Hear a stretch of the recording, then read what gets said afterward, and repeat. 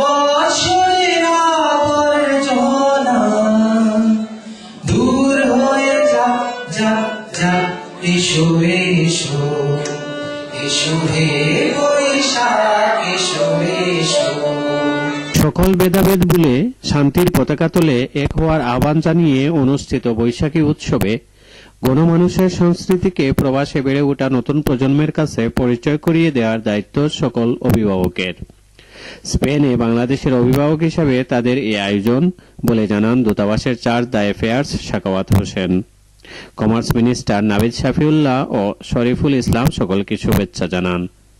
এ সময় দূতাবাসের কর্মকর্তাবৃন্দ ছাড়াও বাংলাদেশ কমিউনিটির নেতৃবৃন্দ উপস্থিত ছিলেন। অনুষ্ঠানে হরেক রকম বাঙালি বাহারি খাবার ছাড়াও আয়োজন ছিল সাংস্কৃতিক অনুষ্ঠানের।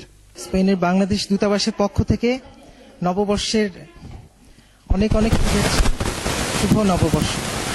সকল বাংলাদেশিদের জানাই বাংলা নববর্ষ 1422-এর শুভেচ্ছা। শুভ নববর্ষ সকলের জন্য শুভকামনা। নতুন বছরে সুখ সমৃদ্ধি আসুক সবার ঘরে, দেশ এগিয়ে যাক উন্নয়নের স্বর্ণ শিখরে, এমনটাই প্রত্যাশা প্রবাসীদের।